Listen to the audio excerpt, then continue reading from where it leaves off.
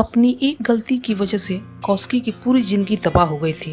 अपने माता पिता का साथ छूटने के बाद दर दर भटकती कौशिकी की मुलाकात मलय से हुई, जो कोलकाता के जाने माने इंडस्ट्रियलिस्ट का बेटा था और एक अजीब सी उलझन में फंसा हुआ था कि अगर उसकी कल तक शादी नहीं हुई तो प्रॉपर्टी का 75% हिस्सा अनाथालय को जाने वाला था, जो कि उसके पिता हरगिज नहीं चाहते थे। कौशिकी अपनी गोद में एक नन्ही सी जान को लिए कुछ गुंडों से जान बचाती भाग रही थी। तभी मलय से उसका एक बार फिर सामना हुआ। मलय ने उसकी जान बचाने की कीमत के रूप में 1 साल की कॉन्ट्रैक्ट मैरिज की शर्त रखी, जिसे सुन कौशिकी सोच में पड़ गई। आखिर क्या फैसला लेगी कौशिकी? आखिर किस गलती की इस वजह से कौशिकी की जिंदगी तबाह हुई थी?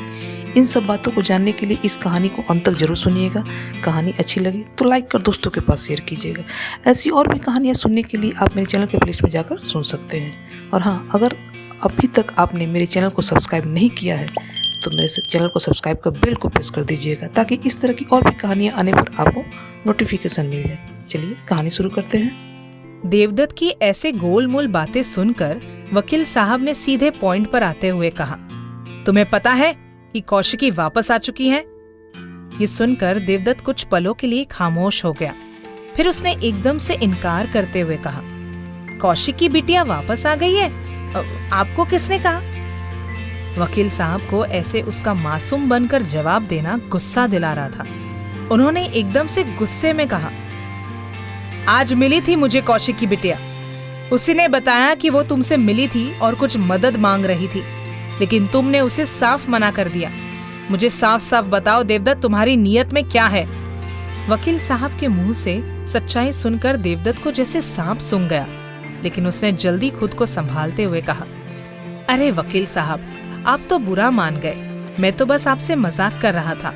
वैसे आपने सही कहा, ये कौशिकी बिटिया लौट आई है, और अगर मैंने उसकी मदद से इनकार किया है तो उसके पीछे कुछ वजह है साहब, जिसके बारे में मैं आपसे बात करने ही वाला था। लेकिन ये सब बातें ऐसे फोन पर करने का कोई मतलब नहीं है। बेहतर होगा हम इस बारे में कहीं मिलकर बात करें। वकील साहब ने दुनिया देख रखी थी। देवदत्त का उनसे यूं मिलने के लिए कहने का मतलब उन्हें समझ में आ चुका था, इसलिए उन्होंने कुछ इस अंदाज में जवाब दिया जैसे वो देवदत्त से मिलने की बात पर हामी भरकर उस पर कोई बहुत बड़ा एहसान कर रहे हैं। ठीक है, फिर तुम ऐसा करो कि मौका मिलते ही पार्क स्ट्रीट में मेरी ऑफिस आकर मुझसे मिलो। हम इस बारे में वही बात करते हैं। और हाँ, आने से पहले मुझे जरूर कॉल करना। मैं उसी हिसाब से तुम्हें वक्त दे पाऊंगा। कहकर वकील साहब ने फोन रख दिया, जबकि उधर देवदत्त वकील साहब के इतने आसानी से बात मान लेने पर हैरान के साथ साथ खुश भी हो रहा था। उसे ऐसा लग रहा था कि उसने जो प्लानिंग की है वो कामयाब हो जाएगी। और इधर वकील साहब मन ही मन गुणा भाग कर रहे थे। उन्हें शक था कि वो देवदत्त के बारे में जो कुछ भी समझ रहे थे वो सारी बातें वाकई वैसी ही थी या नहीं।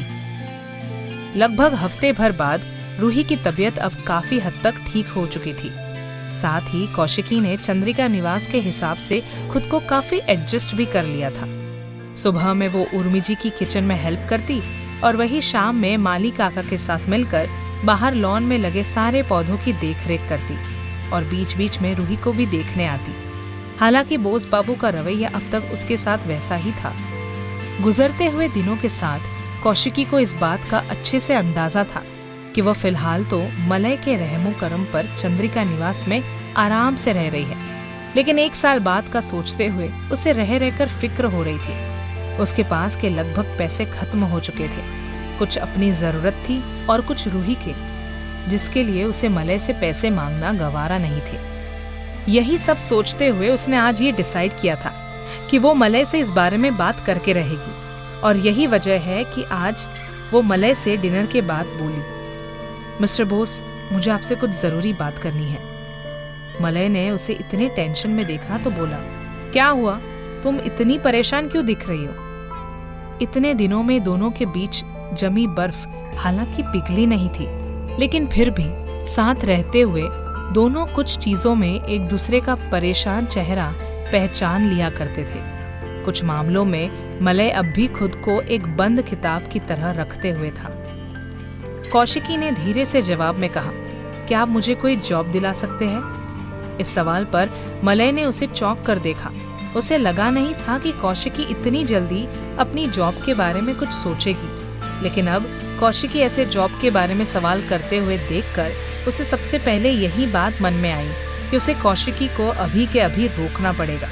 इसलिए उसने झट से पूछा, कूल, अच्छा ये कि तुम जॉब के बारे में कुछ सोच रही हो, वैसे तुम्हारी क्वालिफिकेशन क्या है? क्वालिफिकेशन? कौशिकी ने होठों ही होठों में मलय के शब्द दोहराए। वो मलय को शर्म के मारे ये बता भी नहीं सकी कि उसने सिंपल ग्रेजुएशन किया है। कौशिकी को ऐसे खामोश देखकर मलय मन ही मन खुश हो गया कि उसका तीर सही निशाने पर लगा है। इसीलिए उसने आगे कहा, देखो कौशिकी, तुम्हें भी अच्छी तरह से पता है कि अच्छी जॉब पाने के लिए कंपटीशन कितना टफ है आजकल। ऐसे में अगर तुम्हारे पास कोई अच्छी क्वालिफिकेशन नहीं है तो तुम्हारे लिए जॉब के बारे में सोचना भी सही नहीं है। और वैसे भी मैं बाबा को जानता हूँ, वो इस बात की कभी भी परमिशन नहीं देंगे कि बोस परिवार की बहू किसी ऐसी वैसी जगह जाकर जॉब करे। इसलिए बेहतर है कि तुम फिलहाल जॉब के बारे में सोचना छोड़ दो। और वैसे भी अभी तुम्हारे पास पूरा साल बचा हुआ है, तुम अभी से जॉब के बारे में क्यों सोच रही हो? कौशिकी उसे कैसे बताती, जिंदा रहने के लिए सिर्फ छत की जरूरत नहीं होती, बल्कि और भी जरूरतें होती हैं, जिसको पूरी करने के लिए उसके पास पैसे बिल्कुल खत्म हो चुके थे। कौशिकी चाहकर भी मलय से ये बात नहीं कह सकी। हालांकि उसे पता था कि अगर वो मलय को अपने जॉब करने के पीछे की वजह बताती तो मलय अभी भी उसकी पूरी मदद करता, लेकिन किसी के एहसान लेने की भी कोई सीमा होती है। और मलय ने उसके लिए जो कुछ भी किया था, अब उसके बाद उससे फिर से एक फेवर मांगना कौशिकी को कुछ ठीक नहीं लग रहा था। कमरे में बैठे बैठे कौशिकी को अपने हालात के बारे में सोचकर अचानक से घुटन सी महसूस होने लगी। उसने मलय की तरफ देखा तो वो सोने की तैयारियों में था। कौशिकी ने उठकर दरवाजे की तरफ बढ़ते हुए कहा, मैं थोड़ी देर में वॉक करके आती हूँ। कहकर कौशिकी वहां से चली गई। लॉन में कुछ देर टहलते हुए बरबस उसका ध्यान एक बार फिर से अपने अतीत की तरफ चला गया था। रघु के साथ घर से निकलते हुए उसने कितने हसीन सपने सजा रखे थे, लेकिन रात भर के सफर के बाद जब उसकी आंखें खुली तो उसने खुद को एक सीलन भरे कमरे में पाया था। न जाने नींद और थकान का असर था या फिर उसे कोई बेहोशी सी हो रखी थी। रात 8 बजे के बाद का उसे कुछ भी याद नहीं था। कमरे में फैली हुई अजीब सी बदबू से उसकी आंखें खुली थी। उसने आसपास नजरें दौड़ाई तो उसे महसूस हुआ कि उसे ये शायद गाय भैंस बांधने की जगह थी जहां पर वो सोई हुई थी। उसे रघु पर एकदम से गुस्सा आ गया। उसने एकदम से उठकर दरवाजे की तरफ बढ़ते हुए रघु को आवाज लगाई, लेकिन जैसे ही उसने दरवाजा खोलने की कोशिश की तो ये देखकर चौंक गई कि दरवाजा बाहर से बंद था। उसने लगातार दरवाजा पीटते हुए रघु को आवाज लगाना शुरू कर दिया था, लेकिन किसी ने दरवाजा नहीं खोला। वो थक कर वापस उसी जगह पर बैठ गई। तभी भड़ाक की जोरदार की आवाज के साथ दरवाजा खुला और वहां से एक अनजान सा चेहरा दिखा। कौशिकी ने उसे घूरते हुए पूछा, कौन हो तुम और रघु कहाँ है? उस शख्स ने कौशिकी की तरफ हवस भरी नजरों से देखते हुए कहा, रघु तो चला गया छोरी, अब तो तू रघु को भूल और यशपाल के नाम की माला जप ले। कहते हुए उसने एकदम से कौशिकी को अपनी बाहों में भरने की कोशिश की। कौशिकी को समझ में नहीं आ रहा था कि आखिर वो शख्स क्या कह रहा है। उसने एक जोरदार धक्का देकर उसे खुद से दूर करने की कोशिश की, लेकिन जवाब में उस शख्स ने उसे खींचकर एक जोरदार थप्पड़ जड़ दिया। उस थप्पड़ की याद ऐसी थी कि कौशिकी के कानों में अभी भी उस थप्पड़ की गूंज मौजूद थी, लेकिन उसे एक सिसकारी की आवाज कहीं पास से ही सुनाई दी। उसने अतीत के जंगलों से निकलकर वही लॉन में आसपास नजरें दौड़ाई। उसे समझ नहीं आया कि अभी अभी आने वाली सिसकियों की आवाज कहां से आ रही थी। अभी वो सोच ही रही थी कि तभी उसे एक बार फिर से उन सिसकियों की आवाज सुनाई दी, और इस बार कौशिकी को समझ में आ गया कि ये सिसकियां की आवाज कहां से आ रही है। कौशिकी धीरे धीरे चलती हुई आवाज की दिशा में बढ़ने लगी। ये आवाजें और कहीं से नहीं बल्कि उर्मी जी के कमरे से आ रही थी। उनके दरवाजे पर पहुंचकर कौशिकी ने अभी दरवाजा नॉक करने के लिए अपना हाथ बढ़ाया ही था कि तभी अंदर से बोस बाबू की दबी दबी लेकिन खूंखार सी आवाज आई। एक बेटा था, लेकिन तुमसे उसकी भी परवरिश मेरे मन के मुताबिक नहीं की गई। तुम मुझे बताओ कि मैं तुम्हें सजा क्यों ना दूं? ये तुम्हारा जिगर का टुकड़ा लगातार मेरी इज्जत नीलाम करने पर तुला है। तुम कब तक उसे अपनी ममता के आंचल में छुपा कर रखोगी? अब जब उसकी गलतियां और पाप रुकने का नाम नहीं ले रही है, तब क्यों ना उसके पापों की सजा तुम्हें दी जाए। उसके बाद अंदर से उर्मी जी की घुटी घुटी सी आवाज आई, पापी नहीं है मेरा बेटा, पापी तो आप है। कभी आईने में अपना चेहरा देखते हुए आपको खुद से नफरत नहीं होती? ये सुनने के बाद बाहर खड़ी कौशिकी ने एक आवाज सुनी और उसे ये समझते हुए देर नहीं लगी कि ये आवाज किसी थप्पड़ की थी। उसके बाद कौशिकी से वहां रहना मुहाल था।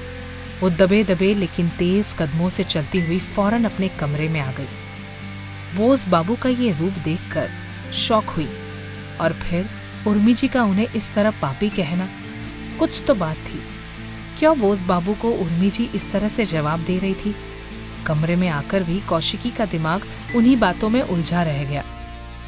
अगले दिन जब कौशिकी नीचे किचन में आई तो उर्मी जी ने उसे देखकर एक स्माइल पास करते हुए कहा, तुम उठ गई, मैं तुम्हें जगाने ही जा रही थी। उर्मी जी की बात सुनकर कौशिकी कुछ सोच में पड़ गई। अनजाने ही उसे रात उनके कमरे से आने वाली आवाज याद आ गई। उसका दिल चाहा कि उर्मी जी से सीधा इस बारे में पूछ ले, लेकिन वो चाहकर भी ऐसा नहीं कर पाई। फिर उसने इधर उधर देखते हुए उर्मी जी से पूछा, मिस्टर बोस कहीं दिख नहीं रहे हैं? तब उर्मी जी ने कुछ और मुस्कुराते हुए जवाब दिया, मलय को ऑफिस में कुछ काम था, इसलिए आज वो जल्दी चला गया। और देखो ना, उसके जाने तक उसका लंच भी तैयार नहीं हुआ था, इसलिए अभी ड्राइवर के हाथों भेजना पड़ेगा।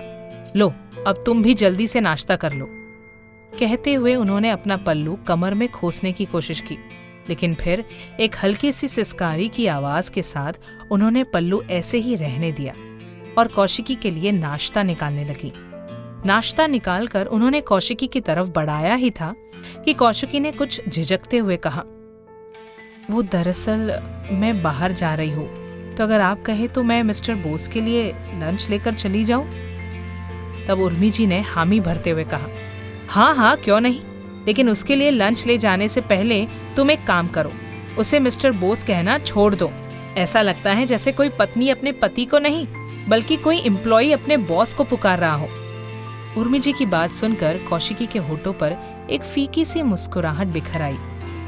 उसने जैसे मन ही मन उर्मी जी को जवाब दिया, शायद आपको पता नहीं है माँ, मेरा और मिस्टर बोस का रिश्ता बॉस और एम्प्लॉय जैसा ही है।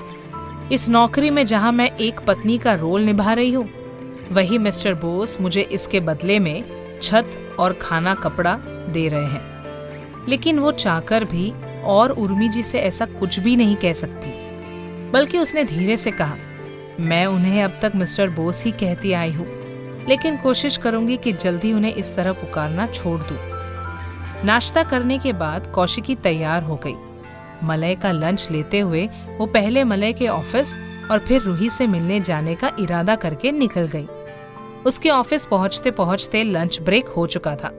मलय अपने कैबिन से निकलने ही वाला था कि तभी उसके मैनेजर ने आकर कहा, सर वो कौशिकी मैम आई है। ये सुनकर मलय कुछ शॉक्ड हो गया। उसे समझ में नहीं आया कि कौशिकी भला यहाँ पर क्यों आई है, लेकिन उसने फिर वापस अपनी चेयर पर बैठते हुए मैनेजर से कहा, उन्हें अंदर भेजो। अगले ही पल कौशिकी उसके सामने खड़ी थी। उसने हाथ में पकड़ा हुआ बैग उसकी तरफ बढ़ाते हुए कहा, वो आप अपना लंच लेकर नहीं आए थे, मैं रूही से मिलने जा रही थी तो मैंने सोचा कि मैं ही दे दूं। मलय ने उसके हाथ से ये बैग लेते हुए कहा, थैंक्स। इधर उर्मी जी जब नहाने गई तो बरबस ही उनकी नजर अपने बदन पर पड़े चोट के निशानों पर जा टिकी। हौले से उंगलियों के पैरों से उन निशानों को छूते हुए बरबस ही उर्मी जी की आंखों से आंसू बहने लगे।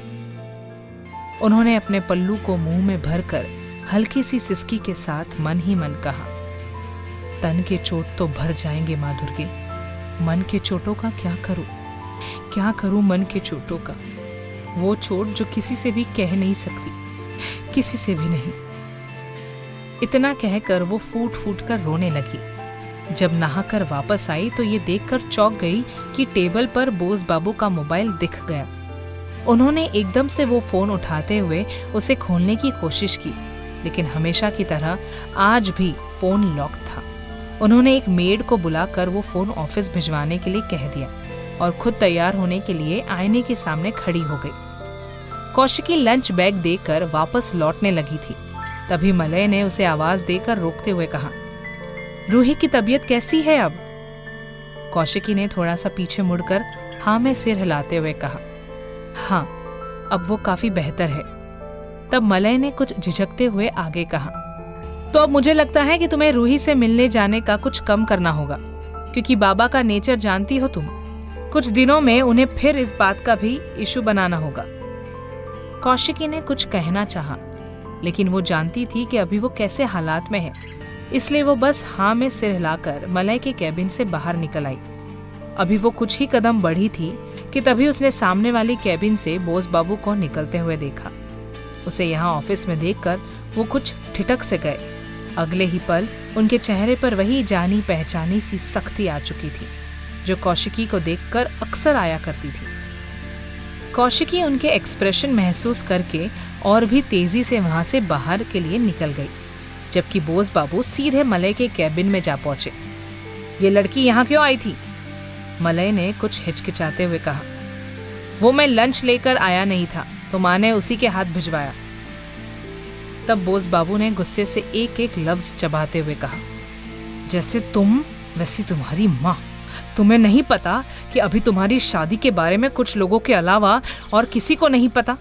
ऐसे में उस लड़की का इस तरह ऑफिस में तुम्हारे लिए लंच लेकर आना, मीडिया को अगर इसकी खबर भी लग गई तो पता नहीं कैसी कैसी बातें बनाएंगे। मलय बोस बाबू की बातें सुनकर कुछ परेशान हो गया। फिर उसने कुछ इरिटेट लहजे में कहा, ओके बाबा, मैं उसे और माँ दोनों को समझा दूंगा, आइंदा से ऐसा नहीं होगा। लेकिन बोस बाबू ने उसकी बात काटते हुए कहा, तुम सिर्फ उस लड़की को समझाओगे, तुम्हारी माँ को तो मैं समझाऊंगा। कहते हुए उनकी आंखों में जैसे शोले दहकने लगे। उधर कौशिकी ऑफिस की बिल्डिंग से निकलकर जैसे ही टैक्सी लेने के लिए मेन रोड पर निकल रही थी कि तभी उसकी नजर सामने रेस्टोरेंट में बैठे शख्स पर पड़ी और जैसे उसके कदमों से जमीन फिसल गई।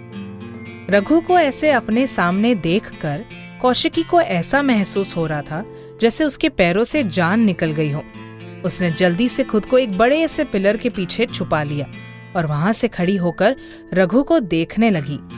उसने घबराहट में खुद से कहा, हे भगवान, ये तो मेरा पीछा करते करते यहाँ तक आ गया। इसका मतलब इसे मालूम है कि मैं कहाँ हूँ। अब तो मैं शायद खुद से उसको बचा भी नहीं पाऊंगी। क्या करूँ, मुझे तो कुछ समझ में नहीं आ रहा है। लेकिन ये यहाँ तक पहुंचा कैसे? कौशिकी कुछ देर यूं ही खड़ी होकर सोचती रह गई। फिर जब उसने रघु को बार बार अपनी घड़ी देखते हुए पाया तो न जाने क्यों उसके मन में दूसरी बात आने लगी। ये मेरे पीछे तो आया हुआ नहीं लग रहा है। ये भी तो हो सकता है यहाँ पर किसी दूसरे काम से आया हो। कौशिकी अभी ये सोच ही रही थी कि तभी उसने देखा कि रघु उठकर उसकी तरफ आने लगा था। कौशिकी के हाथ पैर फूलने लगे थे। वो बरबस ही वहीं पिलर से अपनी पीठ करके खड़ी हो गई। उसे ऐसा महसूस हो रहा था जैसे कि वो अब यहाँ पर बस कुछ ही देर की मेहमान है, क्योंकि उसे अच्छी तरह से पता था कि रघु उसका क्या अंजाम करने वाला है। उसकी आंखों के सामने एक ही पल में यशपाल के साथ गुजारी गई वो 2 साल की जिंदगी याद आने लगी थी। उसने मन ही मन प्रार्थना करते हुए कहा, हे माँ दुर्गा, प्लीज मुझे बचा लो, मैं वापस उस नर्क में नहीं जाना चाहती। कहकर उसने आंखें बंद कर ली। तभी किसी ने उसके पीठ पर पीछे से टैप किया। कौशिकी की जैसे जान निकल गई थी। तभी वहां पर मलय की आवाज आई, तुम यहाँ पर इस तरह से क्यों खड़ी हो? All good? कौशिकी ने चौंकते हुए पलट कर देखा। सामने मलय को देखकर उसकी रुकी हुई सांसें जैसे बहाल होने लगी थी। कौशिकी हकला कर रह गई। वह इस कदर से डरी हुई थी कि उसके मुंह से कोई बोली नहीं निकल रही थी। मलय ने उसके चेहरे को गौर से देखा, जहां उसके माथे पर पसीने की नन्ही बूंदें झिलमिला आई थी। मलय ने उसे हल्के से झिंझोड़ते हुए फिर से पूछा, क्या हुआ? तुम इतनी घबराई हुई क्यों हो? कोई परेशानी हो तो तुम मुझे बता सकती हो। कौशिकी ने अपने आप को संभालते हुए कहा, नहीं मैं ठीक हूँ। पता नहीं क्यों बस जरा सा चक्कर आने लगा था, इसलिए खुद को संभालने के लिए यहाँ पर ठहर गई। तब मलय ने उसे उसी तरह कंधे से पकड़कर पास ही पड़े एक बेंच पर बिठाते हुए कहा, अच्छा तुम्हें मुझे बताना चाहिए था, वैसे तुम बताती कैसे? अपना मोबाइल तो तुम मेरे कैबिन में ही छोड़कर आ गई थी। कहते हुए उसने कौशिकी को उसका मोबाइल दिया, जबकि कौशिकी की बेचैन नजरें अभी भी रघु को तलाश कर रही थी, जो न जाने कहाँ चला गया था। कुछ देर यूं ही बैठकर कौशिकी ने उठते हुए कहा, मुझे अब चलना चाहिए। मलय ने हाँ में सिर तो हिला दिया, लेकिन वो कौशिकी की घबराई हुई आंखें देखकर समझ गया था कि कुछ तो बात है जो कौशिकी उससे छुपा रही है, लेकिन वह चाहकर भी कौशिकी से इस बारे में नहीं पूछ सकता था। फिर उसने खुद भी उठते हुए कहा, अगर तुम कहो तो मैं तुम्हें रूही के पास पहुंचा दूं। तब कौशिकी ने झट से कहा, नहीं मैं चली जाऊंगी, और वैसे भी तबीयत ठीक नहीं है तो मैं घर वापस जा रही हूँ, रूही से फिर कभी मिलूंगी। कहकर वो वहां से निकल गई। मलय की नजरें दूर तक उसे जाता हुआ देखती रही। कौशिकी का व्यवहार उसे बार बार इस बात के लिए उकसा रहा था कि वो इस बात का पता लगाए कि फिर उसकी जिंदगी में चल क्या रहा है। कौशिकी उल्टे पैर चंद्रिका निवास पहुंच चुकी थी। उर्मी जी ने जब उसे इतने जल्दी वापस लौटते हुए देखा तो हैरान होकर बोली, तुम इतनी जल्दी वापस लौट आई? वो उस एम्प्लॉय की बेटी से मिलने नहीं गई? कौशिकी ने कुछ घबराए हुए लहजे में कहा, नहीं माँ, वो मेरी तबीयत ठीक नहीं लग रही थी, इसलिए मैं मिस्टर बोस को लंच बॉक्स देकर वहीं से वापस लौट आई। उर्मी जी ने उसकी तबीयत खराब का सुना तो कुछ परेशान होते हुए बोली, क्या हुआ? बुखार तो नहीं आया ना? मैं काढ़ा बनाकर भेजूं? कौशिकी ने उन्हें ऐसे परेशान होते हुए देखा तो धीरे से मुस्कुराते हुए बोली, बस थोड़ी थकावट लग रही है माँ, आराम करूंगी तो ठीक फील करूंगी। उर्मी जी उसके सर पर हाथ फेरते हुए बोली, हाँ यही ठीक रहेगा, तुम अपने कमरे में जाओ, मैं तुम्हारे लिए एक अच्छी सी अदरक इलायची वाली चाय भिजवाती हूँ। कौशिकी हाँ में सिर हिलाते हुए अपने कमरे में वापस आ गई। उसे अब तक थोड़ी देर पहले का वो सारा सीन याद आ रहा था। एक पल को तो उसे लगा था कि जैसे रघु ने इसे ढूंढ लिया है और वो अब उसे वापस यशपाल के यहाँ ले जाकर ही दम लेगा, लेकिन रघु ने ऐसा नहीं किया। तो अब कौशिकी को रह रहकर यही बात परेशान कर रही थी कि अगर रघु कोलकाता में ही है तो उसका इस तरह बाहर घूमना सेफ नहीं होगा, उसे कुछ दिनों के लिए घर पर ही रहना चाहिए। ये सोचकर वो कुछ इत्मीनान सी हो गई। तभी उसे वहां पर मलय का आना याद आया। मन ने जैसे हल्के से कहा, क्या मुझे मिस्टर बोस को ये सारी बातें बता देनी चाहिए? लेकिन अगले ही पल उसने खुद को डांटते हुए कहा, नहीं, बिल्कुल नहीं। उन्होंने पहले ही दिन अपने अपने दायरे में रहने की रेखा खींच दी है, मुझे उस दायरे को पार नहीं करना है। उनके लिए मैं बस एग्रीमेंट से बंधी कोई अनजान लड़की हूँ जिसे 1 साल बाद यहाँ से चले जाना है। ये सब सोचते हुए उसने कबर्ड खोलकर अपने कपड़े निकालने चाहे, लेकिन गलती से उसका हाथ बगल वाले सेक्शन की तरफ चला गया और एकदम से उसके सामने मलय का कबर्ड खुल गया। उसने जल्दी से कबर्ड के उस पट को बंद करते हुए खुद से कहा, हे माँ दुर्गा, अगर मिस्टर बोस ने मुझे ये खोलते हुए देख लिया तो शायद वो एक बार मेरी बात सुनने की भी कोशिश नहीं करेंगे। ये गलती से खुला है, इसीलिए इसे जल्दी से बंद कर देती हूँ। कहकर वो अभी कबर्ड पूरा बंद करने ही वाली थी कि तभी उसकी नजर अंदर लगी उस तस्वीर पर चली गई, जिसके बारे में उस दिन मलय ने सवाल करने से मना कर दिया था। उसने एकदम से सामने टंगे हुए कपड़े साइड किए और एक झटके से वह तस्वीर पूरी की पूरी उसके सामने थी। कौशिकी के मुंह से बरबस निकला, हे भगवान, ये तो शोभना है। शोभना की तस्वीर मलय के कबर्ड में देखकर कौशिकी शॉक्ड रह गई थी। उसने शोभना की तस्वीर पर हाथ फेरते हुए कुछ साल पहले की यादों को दोहराकर खुद से कहा, ये तो वही शोभना है जो रातों रात हॉस्टल से गायब हो गई थी।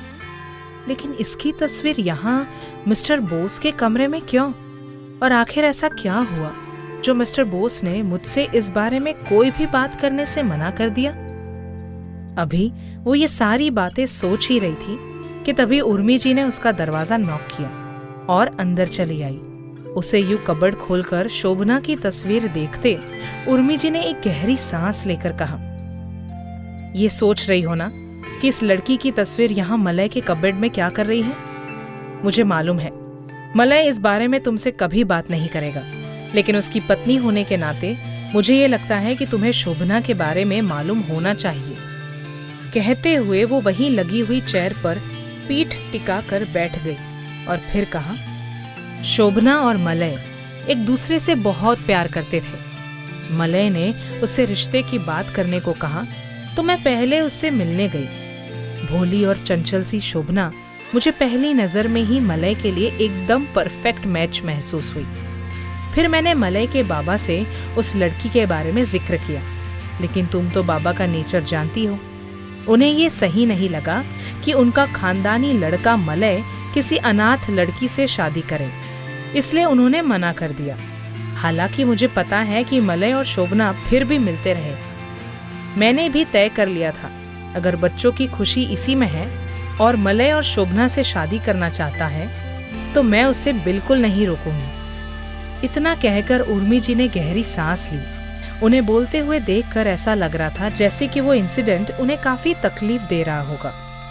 कुछ पलों की खामोशी के बाद उन्होंने आगे कहा, लेकिन शायद किस्मत को कुछ और ही मंजूर था। यही वजह थी कि शादी से 2 दिन पहले शोभना मलय के लिए चिट्ठी छोड़कर चली गई और फिर कभी वापस लौटकर नहीं आई। शोभना के बारे में सुनते हुए कौशिकी ने बेचैनी से पूछा, और उस चिट्ठी में क्या लिखा हुआ था?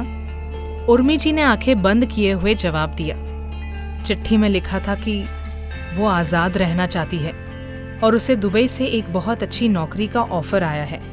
उसे पता है कि मलय से शादी करने के बाद उसे ना तो जॉब करने की आज़ादी मिलेगी और ना ही अपनी मर्जी से जिंदगी गुजारने की। इतने दिन में वह चंद्रिका निवास के नियमों को अच्छी तरह से समझ चुकी थी, इसलिए वो मलय से शादी नहीं कर सकती और वो मलय से मिले बिना ही वो हमेशा हमेशा के लिए दुबई शिफ्ट कर गई। कौशिकी यह सब सुनते हुए एकटक उर्मी जी का चेहरा ही देख रही थी और उसे ये देखकर हैरानी हुई कि ये सारी कहानी सुनने के बाद उर्मी जी की बंद आंखों से बेआवाज आंसू के कतरे गिरने लगे थे। उसे ये समझ में नहीं आया कि शोभना की कहानी सुनाते हुए उर्मी जी को ऐसे रोना क्यों आ रहा था। उर्मी जी ने आगे कहा, शोभना का ऐसे जाना मलय को काफी हर्ट कर गया था। हमेशा खुश खुश रहने वाला लड़का एकदम से खामोश पड़ गया और फिर जैसे उसने कसम खा ली कि दोबारा अपनी जिंदगी में किसी भी लड़की को एंट्री लेने नहीं देगा। यही वजह थी कि हम मलय की शादी के लिए इतना परेशान हो रहे थे, लेकिन वो कहते हैं ना, हालात सबको बदल कर रख देता है। अब देखो, पूरे 3 साल बाद मलय को ऐसे अचानक से तुम मिल गई और उसकी जिंदगी में एक बार फिर से खुशियां दस्तक देने को खड़ी है। कहते हुए उर्मी जी चेयर से उठकर बेड पर कौशिकी के नजदीक जाकर बैठ गई और फिर उसके गालों को अपने हथेलियों के प्याले में भरकर बेहद मान से कहा, मैं जानती हूँ बेटा कि पति के दिल में पहले से किसी औरत की छाया पड़ी हो तो वहां अपनी जगह बनाना मुश्किल होती है, लेकिन न जाने क्यों तुम्हें देखकर ऐसा लगता है कि तुम मलय को शोभना की याद से मुक्ति दिला दोगी। प्लीज किसी भी हाल में मेरे बेटे को अकेला मत छोड़ना, वरना अगर उसे किसी तरह की चोट लगी तो मुझे अच्छे से पता है कि वो जिंदगी में फिर कभी भी संभल नहीं पाएगा। तुम समझ रही हो ना मैं क्या कह रही हूँ? उर्मी जी ने उससे पूछा तो उसने धीरे से हाँ में सिर हिला दिया। ये देखकर उन्होंने हल्के से उसकी पीठ थपथपाई और कहा, मुझे यकीन है तुम ये जरूर कर लोगी और अगर कभी भी तुम्हें मेरी जरूरत महसूस हो तो तुम बिना किसी झिझक के मुझसे अपनी कोई भी बात शेयर कर सकती हो। मैंने तुम्हें बहू नहीं बल्कि अपनी बेटी माना है। मेरे भरोसे का मान रखना। और रहा सवाल बोस बाबू का, तो वो ऐसे ही हैं, उनकी बातों का पूरा मत मानना। एक बार जब वो तुम्हें समझ लेंगे तो फिर देखना तुम्हारे साथ उनका बिहेवियर भी अच्छा हो जाएगा। कौशिकी ने एक बार फिर से हाँ में सिर हिलाया। उर्मी जी उसे प्यार से देखते हुए वहां से निकल गई, जबकि कौशिकी के मन में अभी भी वही सब चल रहा था। जब शोभना मलय से इतना प्यार करती थी, उसे छोड़कर दुबई क्यों चली गई? और फिर अगर शोभना की दुबई में जॉब लग गई थी, तो शोभना ने ये बात हॉस्टल में किसी को क्यों नहीं बताई? क्योंकि हॉस्टल में ये बात सभी जानते थे कि शोभना इन दिनों अपनी जॉब को लेकर काफी डिस्टर्ब चल रही थी। और फिर उसका बिना किसी को बताए ऐसे रातों रात वहां से गायब हो जाना, ये सारी ऐसी बातें थी जिनका कोई भी सिरा कौशिकी चाहकर भी किसी भी तरह से मिला नहीं पा रही थी। उधर मलय कौशिकी के जाने के बाद उसके बारे में सोच सोच कर कुछ उलझा सा था। उसे यही बात बार बार परेशान कर रही थी कि आखिर कौशिकी की जिंदगी में चल क्या रहा था। अभी वो ये सब सोचते हुए पलट ही रहा था कि तभी उसकी नजर सामने खड़े शख्स पर पड़ी। मलय तेजी से चलता हुआ उसके पास पहुंचा, फिर एकदम से खुश होते हुए बोला, अरे सतीश भैया, आप यहाँ? कोलकाता कब आए? और आने से पहले बताया भी नहीं। उसे देखते ही सतीश कुछ हड़बड़ा सा गया और उसके साथ साथ खड़े रघु की हालत अजीब सी हो गई। लेकिन सतीश ने जल्द ही खुद को संभालते हुए कहा, अरे मलय बाबू, कैसे हैं आप? मैं आज ही कोलकाता पहुंचा हूँ। मलय ने मुस्कुराते हुए कहा, मैं ठीक हूँ भैया। बाबा से मिले आप? आइए ना, अंदर ऑफिस में चलते हैं, वहीं बैठकर बात करते हैं। वैसे ये कौन है? कहते हुए उसने रघु की तरफ इशारा किया। तो सतीश ने जल्दी से बहाना बनाते हुए कहा, ऐसे ही रास्ते में मिल गए थे, अभी अभी ही जान पहचान हुई है। कहते हुए सतीश ने रघु को एक हल्का सा एक इशारा किया तो रघु वहां से चला गया।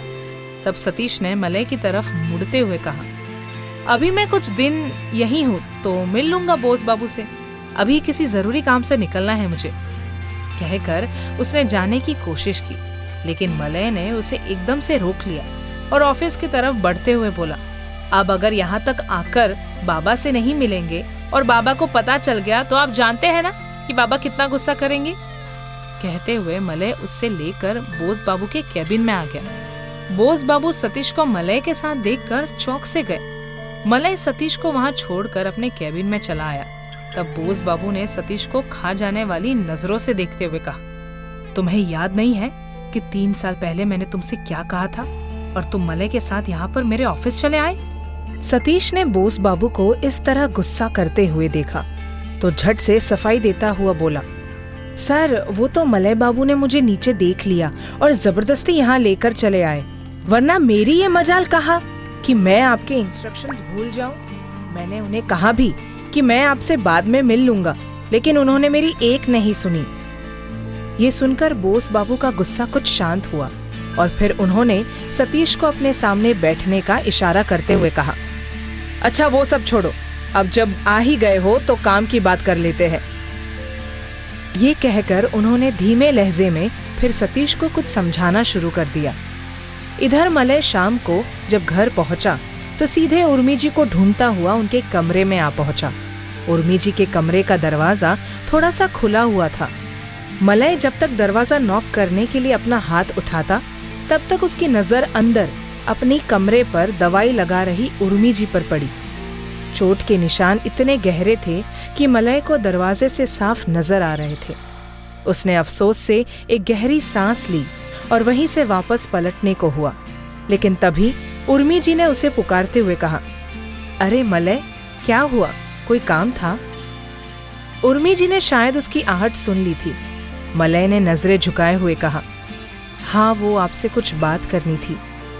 अनजाने ही वो माँ की चोट देखकर जैसे सब कुछ समझ गया था, इसलिए न जाने क्यों इस पल उसे उर्मी जी का चेहरा देखने की हिम्मत नहीं हो रही थी। तब उर्मी जी ने उसका चेहरा थाम कर ऊपर करते हुए कहा, क्या हुआ, कोई बात थी, ऐसे वापस क्यों लौट रहे हो? मलय ने धीरे से कहा, उन्होंने आपको फिर से, लेकिन इस बार किस बात पर? मलय का सवाल सुनकर उर्मी जी कुछ देर के लिए खामोश हो गई। उन्हें भी ये समझ में आ गया था कि मलय ने उनकी चोट देख ली है। ये जानकर उनसे कुछ बोलते ही नहीं बन रहा था। ना वो मलय को किसी भी तरह की बात बताकर उसके और बोस बाबू के बीच की खाई और गहरी करना चाहती थी, इसलिए उन्होंने बात पलटते हुए कहा, अब सजा तो किसी गलती पर ही मिलती है ना, लेकिन तू ये सब जाने दे, तुझे कोई बात कहनी थी। उनके ऐसे टालने पर मलय ने भी इस बात को और खींचना बेहतर नहीं समझा। क्योंकि इतना तो वो भी जानता था कि इस बारे में कोई कुछ भी नहीं कर सकता। इसलिए उसने नजरें झुकाए हुए ही कहा, आज कौशिकी ऑफिस में खाना लेकर आई तो बाबा को उसका ऑफिस आना पसंद नहीं आया। मैं यही कहने आया था कि आइंदा कौशिकी को मेरे ऑफिस भेजने से परहेज कीजिएगा। और अब इसको देखने के बाद मुझे लग रहा है बाबा कहीं इस बात का गुस्सा आप पर ना उतार ले। कहते हुए उसने उर्मी जी की चोट की तरफ इशारा किया। इस पर उन्होंने हंसते हुए कहा, मेरी फिक्र छोड़ दे बेटा, अब मुझे इन सब बातों से कोई फर्क नहीं पड़ता। अब तो इन सारी चीजों की आदत सी पड़ गई है। लेकिन ये सुनकर मलय ने कुछ गुस्से भरे लहजे में कहा, नहीं माँ, आपने उनके जुल्म सहकर कितनी आदतें बिगाड़ दी है। आपको बहुत पहले ही इन सब चीजों के खिलाफ आवाज उठानी चाहिए थी। उर्मी जी ने कहीं शून्य निहारते हुए जवाब दिया, आदतें जब लत बन जाए तो वह छुड़ाई नहीं जा सकती। हाँ, मुझे इस बात पर ही खुशी है कि मैंने अपने बेटे को अच्छे संस्कार दिए हैं। तुम एक अच्छे पति और फ्यूचर में अगर एक अच्छे पिता बन गए तो मैं अपना जीवन इसी में ही सफल मान लूंगी। कहकर उन्होंने अपने आंसुओं पर मलय की नजरें पड़ने से पहले ही उन्हें चुपके से पोंछ लिया और फिर बोली, बातों में लगाकर तूने तो मुझे उलझा ही दिया, इसलिए अब जाओ और मुझे मेरे बाकी के काम निपटाने दो। मलय ने उन्हें मुस्कुराते हुए देखा और फिर ओके कहकर वहां से चला गया। उसके जाने के बाद उर्मी जी एक गहरी सांस लेकर वही बेड पर बैठ गई। यूं जैसे आने वाले पलों के लिए वो खुद को तैयार कर रही थी। उर्मी जी के कमरे के बाहर खड़ी कौशिकी ने जब मलय को कमरे से बाहर निकलते हुए देखा तो वो वहीं एक पिलर की ओट में छुप गई। वहां खड़े कौशिकी ने दोनों माँ बेटे की लगभग सारी बातें सुन ली थी और उनकी बातचीत से अब उस पर यह राज पूरी तरह से खुल चुका था कि बोस बाबू अपनी पत्नी के साथ कैसा बर्ताव करते थे। धीरे धीरे अपने कमरे की तरफ बढ़ती हुई कौशिकी को ऐसा लग रहा था जैसे उर्मी जी के रूप में किसी ने उसके सामने आईना रख दिया हो। सामने मंदिर में सजी माँ दुर्गा की मूर्ति पर नजरें टिकाए उसने अपने अतीत को याद करते हुए मन ही मन में कहा, क्या हम औरतों को इतनी सारी परीक्षाओं से गुजरे बगैर औरत कहलाना सार्थक नहीं हो सकता? क्यों हर औरत को देवी तुल्य होने के लिए अपने इंसान होने के भरम को भुला देना होता है माँ? सोचते हुए अपने कमरे में चली आई। बोस बाबू जब शाम में घर लौटे तो उन्होंने अपने कमरे में आते ही उर्मी जी को पुकारा। वो घबराए हुए मन के साथ जब कमरे में आई तो उन्होंने उर्मी जी पर एक सख्त नजर डालते हुए कहा, मैं पूछता हूँ आखिर तुम ये बेवकूफी कब बंद करोगी? तुम्हें अच्छी तरह से पता है कि मैं उस लड़की को पब्लिकली मलय की पत्नी के रूप में इंट्रोड्यूस नहीं करवा सकता। उसके बावजूद भी तुम उसे लंच लेकर ऑफिस भेज रही हो। बस इतना बताओ कि तुम चाहती क्या हो? एक तरफ तुम्हारा बेटा है जिसने मुझे लोगों के सामने जलील करवाने में कोई कसर बाकी नहीं रखी और दूसरी तरफ तुम हो कि मैं जितना इस बात को ढकने की कोशिश कर रहा हूँ कि तुम उतना ही उस बात को पूरी दुनिया के सामने लाना चाहती हो। उर्मी जी ने लड़खड़ाते हुए लहजे से कहा, मेरा यकीन कीजिए, मैंने ये कुछ भी जानबूझकर नहीं किया है। वो तो कौशिकी बाहर जा ही रही थी तो उसने कहा कि वो लंच ले आएगी, इसीलिए मैंने उसे दे दिया। वरना आप खुद सोचिए, मैं जानते बूझते ऐसा कोई काम क्यों करूंगी जो आपको पसंद नहीं है। उर्मी जी के लहजे में कुछ ऐसा था कि बोस बाबू नरम पड़ते हुए बोले, ठीक है, मगर आइंदा ख्याल रखना। कभी कभी तो लगता है कि इतनी सजा मिलते मिलते तुम भी एक तरह से ढीठ हो चुकी हो, जिस पर मेरी किसी बात का कोई असर नहीं पड़ता। कहकर बोस बाबू अपने कमरे से निकल गए और उर्मी जी कुछ पलों तक वहीं खड़ी आंसू बहाती रही। फिर उन्होंने अपने पल्लू से आंखों को रगड़कर होठों पर एक झूठी मुस्कुराहट सजाई और किचन में आ गई। मलय किसी ऑफिशियल मीटिंग की वजह से शहर से बाहर गया हुआ था। अभी उर्मी जी पूजा करके उठी थी कि तभी मलय ने फोन किया। उसके कबर्ड से एक फाइल निकालकर उसमें से कुछ डॉक्यूमेंट की फोटो खींचकर भेजने को कहकर उसने कॉल कट कर दी थी। उर्मी जी ने कौशिकी को आवाज लगाई, लेकिन कौशिकी बाथरूम में नहा रही थी, इसीलिए उन्होंने खुद ही मलय की कबर्ड से वो एक फाइल ढूंढनी शुरू कर दी। कुछ ही देर में उन्हें वो फाइल मिल गई और फिर उन्होंने मलय को उसमें मौजूद डॉक्यूमेंट की तस्वीरें खींचकर भेज दी। ये सब करके वो फाइल दोबारा से रख ही रही थी कि तभी उनके हाथ में ठोकर लगी और एक दूसरी फाइल निकलकर जमीन पर जा गिरी। उर्मी जी ने नीचे झुककर उस फाइल को उठाया और फिर उससे निकले हुए पेपर्स को अरेंज करके वापस रखने लगी।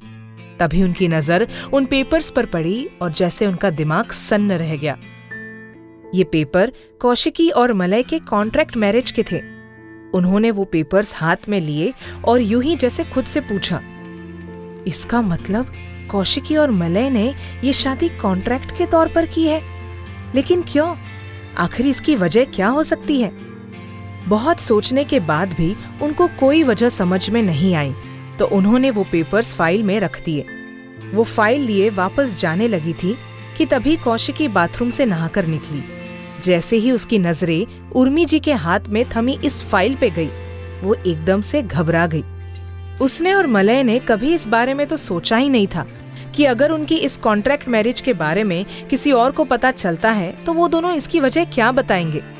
तभी उर्मी जी उसके चेहरे पर परेशानी भरे एक्सप्रेशंस देखकर बोली, ये मैं क्या देख रही हूँ बहू? तुमने और मलय ने ये शादी एग्रीमेंट के तहत की है, लेकिन क्यों? मैं ये मान सकती हूँ कि मलय ने ये शादी अपने बाबा के प्रेशर में आकर की है, लेकिन आखिर तुम्हारे साथ ऐसी क्या मजबूरी थी जो तुमने इतना बड़ा फैसला लिया? कौशिकी के समझ में नहीं आ रहा था कि वो उर्मी जी को क्या जवाब दे, इसलिए वो खामोश रह गई। उर्मी जी उसे ऐसे खामोश देखकर रुआसी आवाज में बोली, जिंदगी भर मैंने इस परिवार को परिवार बने रहने के लिए इतने सारे त्याग किए, यहाँ तक कि खुद के अस्तित्व की भी परवाह नहीं की, लेकिन आज मलय और तुमने जैसे एक झटके में सारी खुशियां मिट्टी में मिला दी है। वो तो मर्द है, इस कॉन्ट्रैक्ट मैरिज से निकलकर भी एक नई जिंदगी शुरू कर लेगा, लेकिन तुमने एक बार को भी ये नहीं सोचा? 1 साल बाद जब तुम इस शादी से निकलोगी तो तुम्हारे लिए जिंदगी कितनी मुश्किल हो सकती है। तब कौशिकी ने खुद पर एक तंज भरी हंसी हंसते हुए कहा, मुश्किलों और मेरी जिंदगी का साथ तो अब जैसे हमेशा हमेशा के लिए हो गया है। मैं जहां से निकल कर आई हूं, अब उसके बाद तो मेरी जिंदगी अभी स्वर्ग जैसी कट रही है। कौशिकी की बातें उर्मी जी के समझ में नहीं आई, लेकिन उन्होंने कौशिकी के पास आकर उसका कंधा पकड़ा और उसे हल्के से झंझोड़ते हुए बोली, तुम मुझे सच सच बताओ, कहीं ऐसा तो नहीं कि मलय ने तुम्हारी किसी मजबूरी का फायदा उठाया है?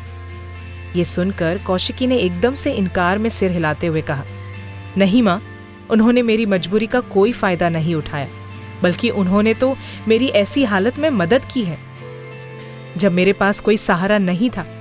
उनका ये कर्ज तो मैं किसी जन्म में नहीं चुका पाऊंगी। कहते हुए कौशिकी की आंखें भर आई, जबकि उसका जवाब सुनकर उर्मी जी ने एक गहरी सांस लेते हुए कहा, मुझे नहीं पता कि तुम लोगों ने सब क्यों किया, लेकिन मेरे लिए इतना ही बहुत है कि मलय के अंदर मेरी परवरिश और मेरे संस्कार वाकई ऐसे असर रखते हैं कि वो दूसरों की जरूरत के वक्त पर काम आ रहा है। वो अपने बाबा, मेरा मतलब है वो बाकी मर्दों जैसा नहीं है।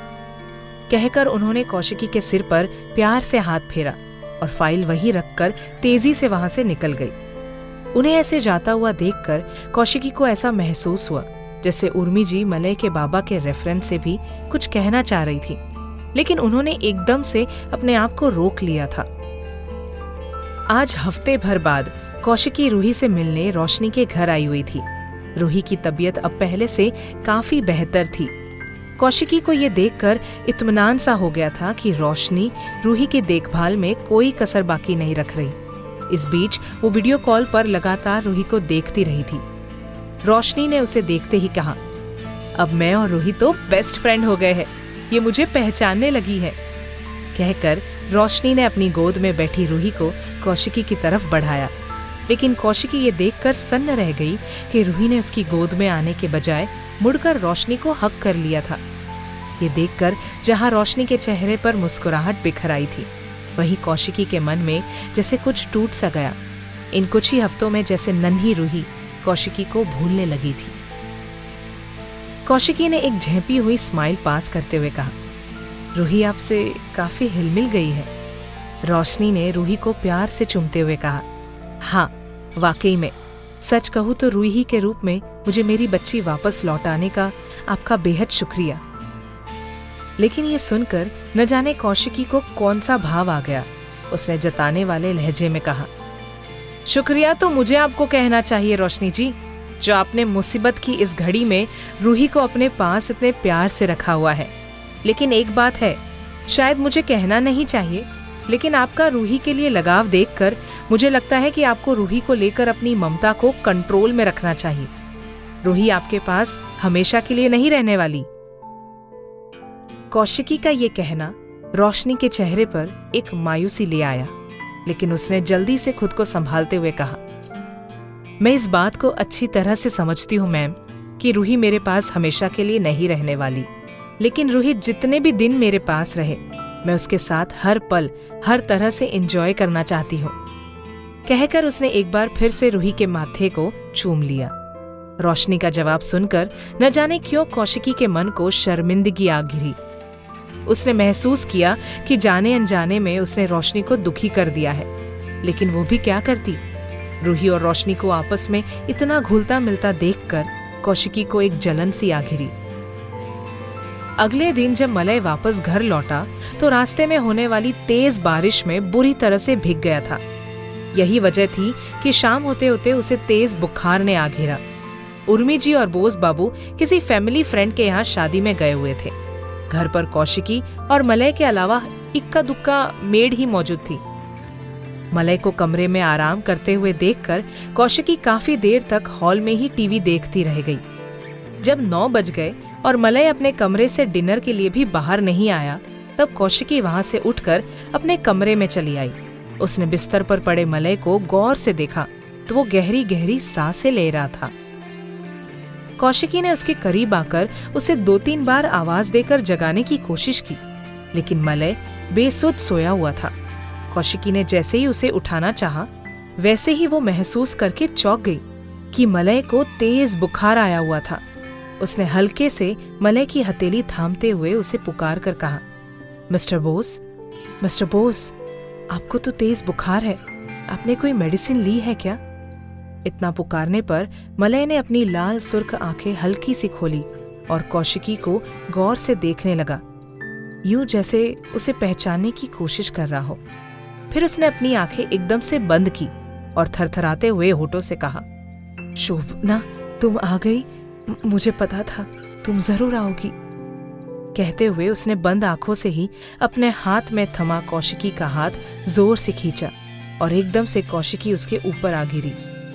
कौशिकी के लिए मलय की ये हरकत अनएक्सपेक्टेड थी।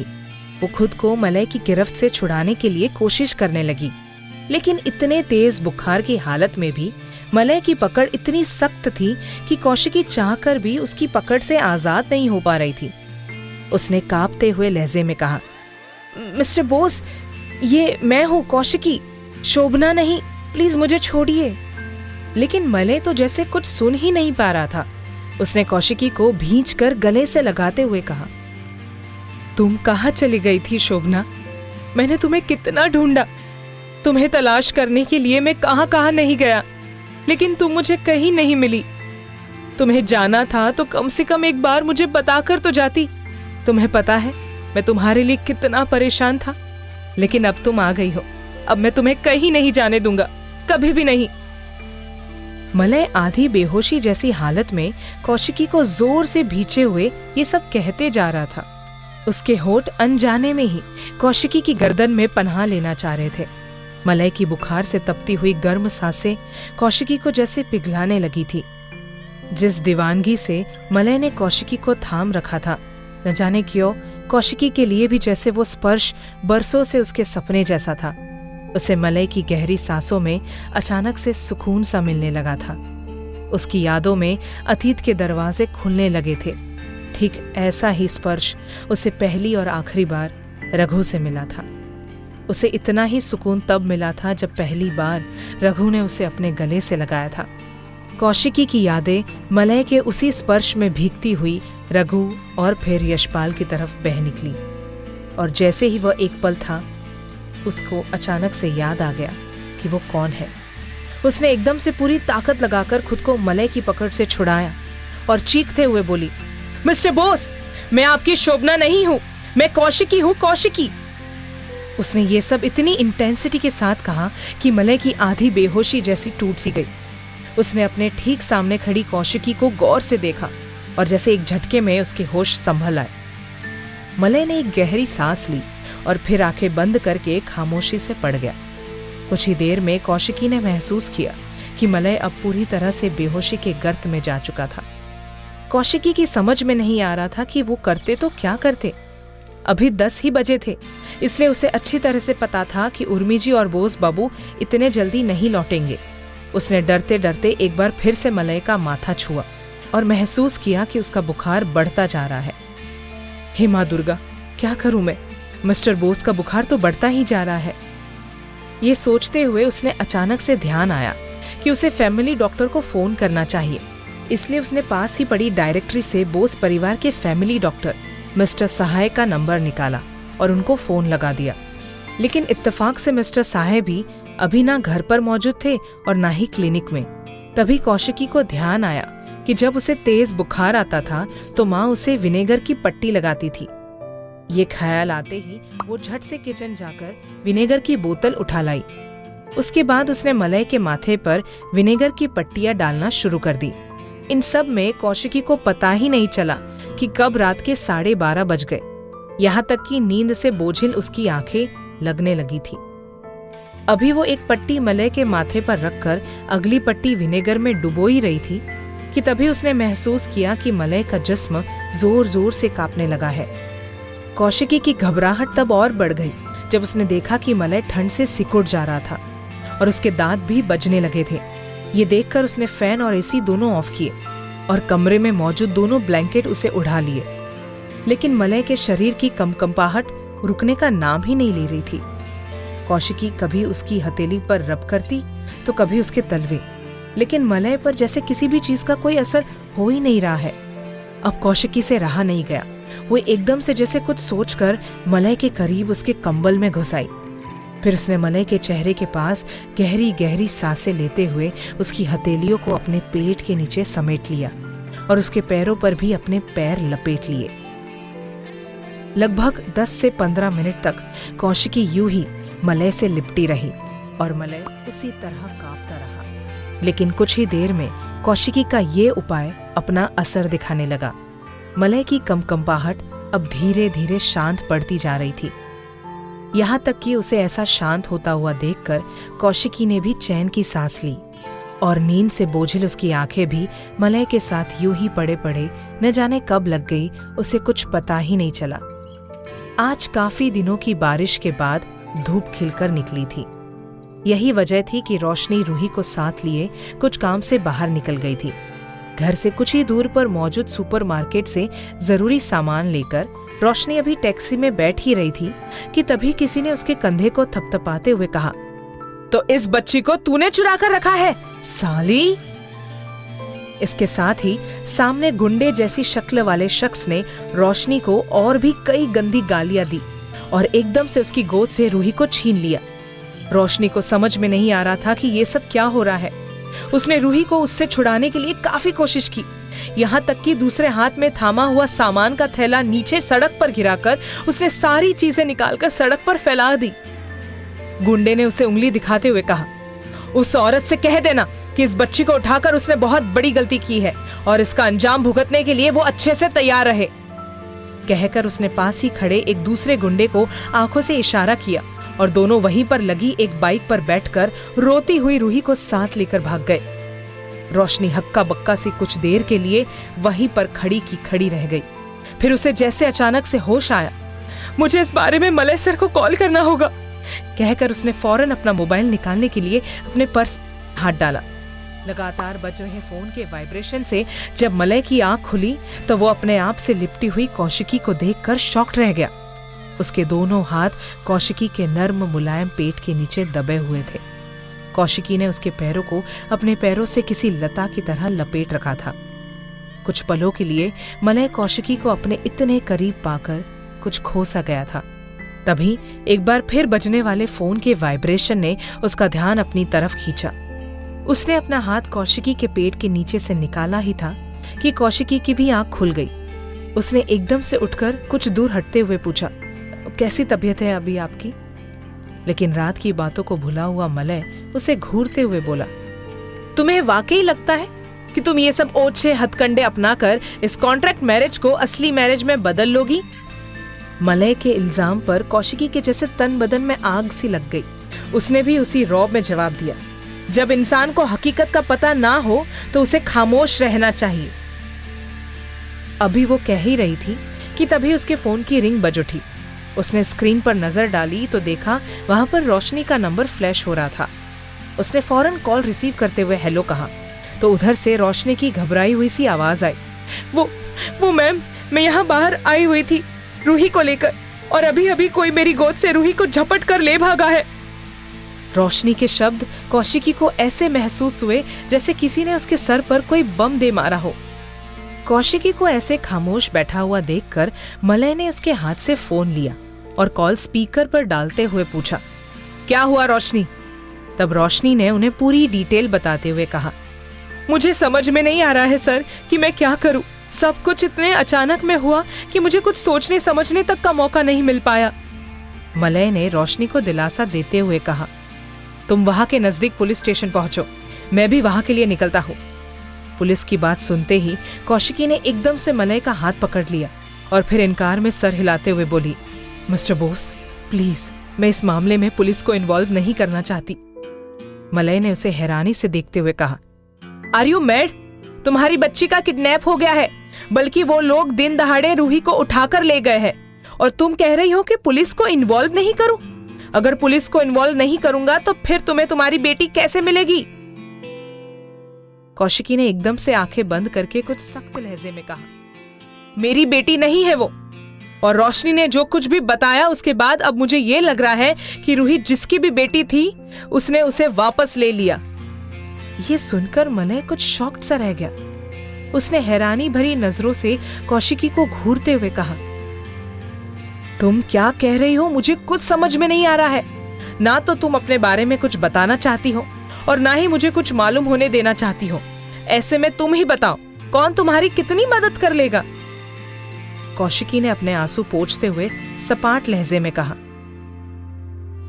मिस्टर बोस, आपने मेरे लिए जितना कुछ कर दिया वही बहुत है। रहा सवाल मेरे बारे में कुछ जानने का, तो मुझे नहीं लगता कि आपको मेरे बारे में इससे ज्यादा जानने की कोई जरूरत है। और एक बात, मैं कोई हथकंडा नहीं अपना रही हूँ। मुझे पता है कि ये छत मेरे सर पर 1 साल के लिए है और मैं कॉन्ट्रैक्ट का 1 साल पूरा करके यहाँ से निकल जाऊंगी। एक रूही की जिम्मेदारी थी जो मैंने नादानी में जबरदस्ती अपने ऊपर डाल ली थी। अब शायद वो भी नहीं रही, तो क्या फर्क पड़ता है मैं आपको अपने बारे में कुछ बताऊं या ना बताऊं?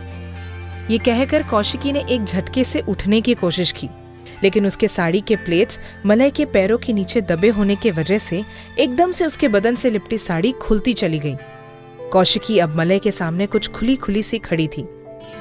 ऑलिव ग्रीन कलर की साड़ी और ब्लाउज के बीच से झांकते हुए उसके सुनहरे पेट पर मलय की नजरें ठहर सी गई। और यही वो पल था जब एक झटके में उसे कल रात आधी बेहोशी में कौशिकी के साथ हुए वो सारी बातें याद आ गई थी। साथ ही धुंधला धुंधला सा ये भी याद आ गया था कि उसे जबरदस्त ठंड लगने के बाद कौशिकी ने उसके लिए क्या क्या किया था। उसे एक टक घूरता हुआ पाकर कौशिकी उसकी तरफ पीठ करके खड़ी हो गई और फिर बोली, मिस्टर बोस प्लीज मेरी साड़ी छोड़िए। उसके ऐसे बोलने पर मलय जैसे किसी ख्वाब से जगा। उसने जल्दी से एक साइड होते हुए कौशिकी की साड़ी उसकी तरफ बढ़ाते हुए कहा, आई एम सो सॉरी, अभी के लिए भी और कल रात के लिए भी। हालांकि मुझे ज्यादा कुछ याद भी नहीं, लेकिन इतना जरूर महसूस हो रहा है कि मेरी वजह से तुम्हें तकलीफ हुई। कहकर वो एकदम से उठा और वॉशरूम की तरफ चला गया। उसे जाता हुआ देखकर कौशिकी ने जल्दी जल्दी अपनी साड़ी ठीक की और फिर जैसे एकदम से सोच में पड़ गई, क्या वाकई रूही को किडनैप करने वाले लोग यशपाल के आदमी होंगे? और मुझे रूही के बारे में कोई खोजबीन नहीं करनी चाहिए। आखिर को यशपाल रूही का बाप है, और कोई आदमी कितना ही जालिम क्यों ना हो, अपनी बेटी के लिए तो एक पिता हमेशा पिता ही रहता है। अभी वो ये सब बातें करके अपने दिल को बहला ही रही थी कि तभी अचानक से उसे यशपाल की पड़ोसन गीता काकी की बातें याद आ गई। उन्होंने कौशिकी को बताया था कि कैसे रूही की माँ के मरने के बाद दूध मुही रूही घंटों घंटे दूध के लिए बिलखती रहती थी, लेकिन ना तो यशपाल की माँ उस पर कोई ध्यान देती थी और ना ही खुद यशपाल ही। ये ध्यान आते ही कौशिकी एक बार फिर से रूही को लेकर फिक्रमंद हो गई थी।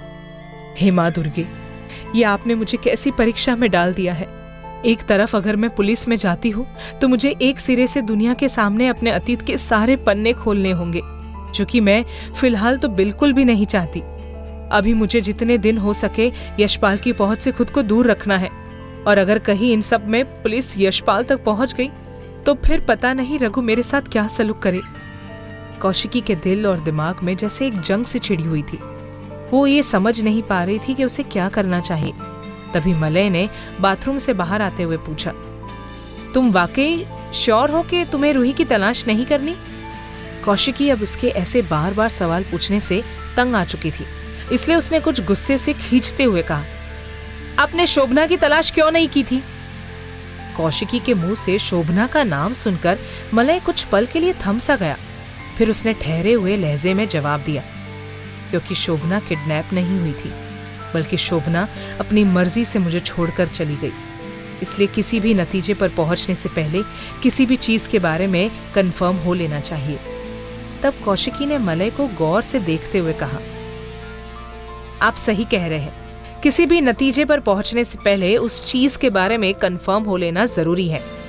क्या आप शोभना के बारे में कंफर्म है कि उनका किडनैप नहीं हुआ था?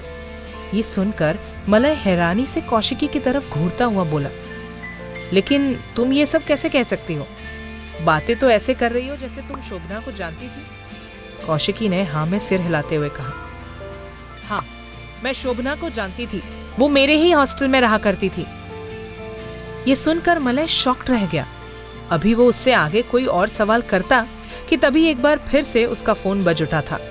अभी भी रोशनी का ही नंबर देखकर मलय ने एक भी सेकंड गवाए झट से उसका कॉल रिसीव किया। दूसरी तरफ रोशनी ने चहकते हुए बताया, सर, रूही मुझे मिल गई है।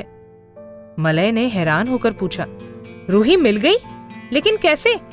मलय के मुंह से रूही के मिलने का सुनकर पास ही खड़ी कौशिकी भी चौंक सी गई थी। उसने मलय के हाथ से फोन झपट कर कॉल स्पीकर पर डाली। तब तक उधर से रोशनी ने कहा, हाँ, दरअसल मैं यहाँ से निकल ही रही थी कि अगले चौराहे पर मुझे वो गुंडे फिर दिख गए और मैंने देखते ही देखते उनकी बाइक एक ट्रक से टकरा गई। दोनों वहीं पर गिरकर तड़पने लगे। मैंने मौका देखकर कोने में जा गिरी रूही को उठा लिया और अब घर की तरफ जा रही हूँ। रोशनी की बातें सुनकर मलय और कौशिकी दोनों के चेहरे पर एक इत्मीनान भरी मुस्कुराहट बिखर गई। मलय ने रोशनी से कहा, तुम जितनी जल्दी हो सके घर पहुंचो और आइंदा कोशिश करना कि रूही को साथ लेकर ना निकलो। रोशनी ने हामी भरते हुए कहा, जी सर। कहकर उसने कॉल डिस्कनेक्ट कर दिया। तब कौशिकी ने एक गहरी सांस लेकर कहा, पता नहीं रूही का वापस मिलना सही हुआ या नहीं। उसके लहजे में फिक्र थी, लेकिन मलय ने यह सुनकर कहा, देखो, तुम जब तक मुझे पूरी बात नहीं बताओगी तब तक मैं तुम्हारी किसी भी तरह से मदद नहीं कर पाऊंगा। मैंने पहले भी कहा था और अभी भी कह रहा हूँ, जिस तरह से ये लोग तुम्हारे पीछे पड़े हैं, आज नहीं तो कल ये लोग तुम्हें और रूही को फिर से ढूंढ निकालेंगे और हो सकता है अपनी इस बार बार की हार से खींचकर इस बार वो लोग कहीं कोई बड़ा नुकसान ना कर दे। कौशिकी मलय की बात ध्यान से सुन रही थी, लेकिन उसने अभी भी कुछ जवाब नहीं दिया। कुछ देर यूं ही खामोशी के बाद उसने कहा, मुझे लगता है कि उन गुंडों से बचने का बस यही एक तरीका है कि हम अब उनके सामने ना आए। वो लोग अपनी तलाश ऐसे अंधेरे में ज्यादा दिन तक जारी नहीं रख सकेंगे, इसलिए कम से कम कुछ महीनों के लिए मुझे और रूही को कंप्लीटली अंडरग्राउंड हो जाना पड़ेगा। कहकर वो वहां से निकलकर नीचे किचन में उर्मी जी के पास चली आई। उर्मी जी ने उसे देखते ही मुस्कुराकर कहा, उठ गई तुम? रात दरअसल हम लेट लौटे थे, काफी देर हो गई थी, इसलिए मैंने तुम्हें जगाया नहीं। हालांकि मलय की तरफ से मन लगा हुआ था। वो ठीक से घर लौट आया था ना? ये सुनकर कौशिकी ने उन्हें मलय की खराब तबीयत के बारे में सारी बातें बताई। उर्मी जी ये सुनते ही अपने गीले हाथ पल्लू में पोंछते हुए बेचैनी से बोली, हे भगवान कौशिकी, तुमने हमें ये बात रात में ही क्यों नहीं बताई कॉल करके? मेरा बेटा यहाँ बुखार में परेशान था और मैं वहाँ शादी में शामिल हो रही थी। कहकर वो तेजी से मलय के कमरे की तरफ चली गई, जबकि कौशिकी के मन में अभी भी यही सवाल गूंज रहा था कि क्या उसे मलय को पूरी बात बताकर रूही को यशपाल के पास वापस भेज देना चाहिए उधर वो गुंडे हाथ जोड़े रघु के सामने खड़े थे। रघु ने उन्हें एक नफरत भरी नजर से देखा और गुस्से से बिफरते हुए बोला, तुम लोगों ने हाथ आई हुई बच्ची छोड़ दी। मुझे तो समझ में नहीं आता है तुम लोग इतने लापरवाह कैसे हो सकते हो।